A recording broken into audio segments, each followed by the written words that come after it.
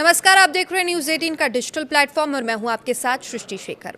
Middle east से बड़ी खबर है जहां एक बार फिर से तनाव खतरनाक मोड़ पर पहुंचता नजर आ रहा है। ईरान के इस्लामिक रिवॉल्यूशनरी गार्ड यानी कि आईआरजीसी ने हॉर्मुज स्ट्रेट में भारत आ रहे एक कंटेनर शिप को रोककर अपने कब्जे में ले लिया है। जी हाँ, ये वही हॉर्मुज स्ट्रेट है जिसे दुनिया की सबसे अहम ऑयल सप्लाई लाइफलाइन माना जाता है और यहीं पर इस कार्रवाई ने अंतर्राष्ट्रीय स्तर पर हलचल मचा दी है।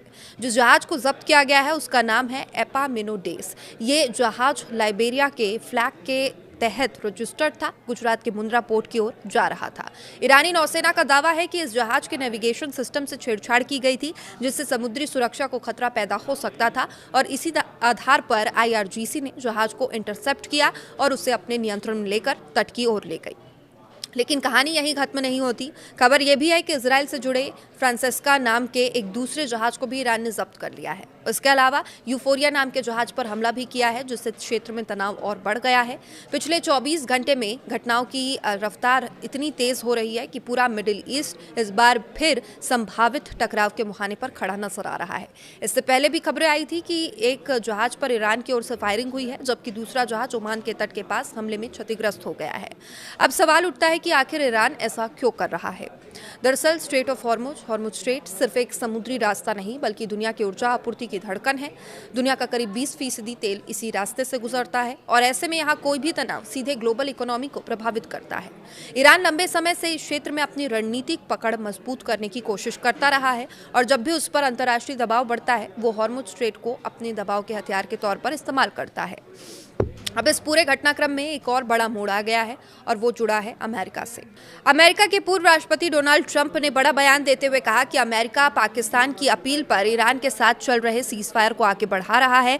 हालांकि ट्रंप ने यह साफ नहीं किया है कि यह सीजफायर कितने समय के लिए बढ़ाया गया है। उन्होंने कहा कि ईरान में एक समय नेतृत्व और सरकार के भीतर एकजुटता की कमी है। ऐसे में पाकिस्तान के प्रधानमंत्री शहबाज शरीफ और आर्मी चीफ आसिम मुनीर ने उनसे अपील की थी कि ईरान को कुछ समय दिया जाए ताकि वो एक साझा प्रस्ताव तैयार कर सके।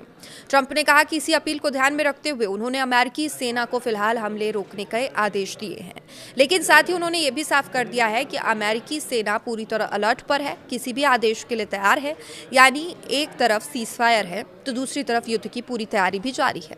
इतना ही नहीं, अमेरिका ने ईरान पर दबाव बनाए रखने के लिए नाकेबंदी यानी कि ब्लॉकेड जारी रखने का फैसला लिया। ट्रंप ने यह भी चेतावनी दी है कि अगर ईरान की ओर से कोई ठोस और एकजुट प्रस्ताव नहीं आता तो यह सीजफायर ज़्यादा समय तक नहीं चलेगा।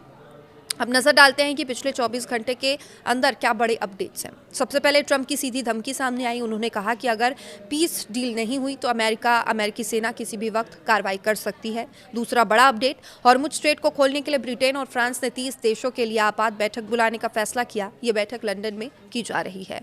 तीसरा बड़ा अपडेट ये है, अमेरिकी राष्ट्रपति JD वेंस की पाकिस्तान यात्रा टाल दी गई है। बताया जा रहा है कि ईरान ने बातचीत के लिए अपना प्रतिनिधिमंडल पाकिस्तान भेजने से इनकार कर दिया जिसके बाद ये फैसला लिया गया।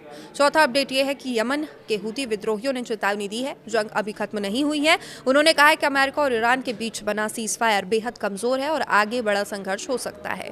पांचवा अपडेट यह है कि फ्रांस के राष्ट्रपति इमैनुएल मैक्रों ने हॉर्मुज स्ट्रेट की नाकेबंदी को अमेरिका की गलती बताया। उन्होंने कहा कि इस फैसले के बाद ईरान ने अपना रुख और सख्त कर लिया है। अब सवाल यह है कि इस पूरे घटनाक्रम का भारत पर क्या असर पड़ेगा। भारत अपनी तेल जरूरतों का बड़ा हिस्सा मिडिल ईस्ट से आयात करता है। हॉर्मुज स्ट्रेट उस सप्लाई का सबसे अहम रास्ता है क्योंकि यहीं से 20% आयात होता है और ऐसे में अगर यहाँ तनाव बढ़ता है और रास्ता बंद हो जाता है तो इसका सीधा असर भारत की ऊर्जा सुरक्षा और तेल की कीमतों पर पड़ेगा।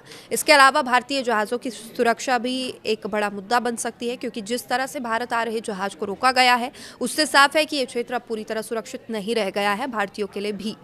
भारत सरकार इस पूरे घटनाक्रम पर नजर बनाए हुए है। कूटनीतिक स्तर पर स्थिति को संभालने की कोशिश जारी है। लेकिन ये भी सच है कि मिडिल ईस्ट का ये संकट अब सिर्फ क्षेत्रीय नहीं रहा है बल्कि वैश्विक रूप ले चुका है। एक तरफ अमेरिका, दूसरी तरफ ईरान, बीच में यूरोप और अब पाकिस्तान की एंट्री।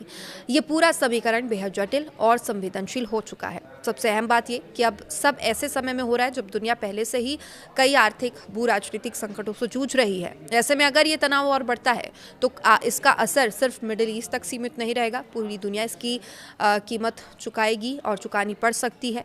फिलहाल सभी की नज़र अब इसी बात पर टिकी है कि क्या ये सीजफायर टिकेगा या हॉर्मुज स्ट्रेट दोबारा सामान्य तरीके से खुल पाएगा और क्या ये एक बड़ा युद्ध यहाँ पर टल पाएगा। इन सवालों के आने वाले कुछ दिनों में जो जवाब है वो साफ हो जाएंगे। तब तक के लिए हर अपडेट पर हमारी नज़र बनी रहेगी। देखते रहिए न्यूज़ 18। नमस्कार।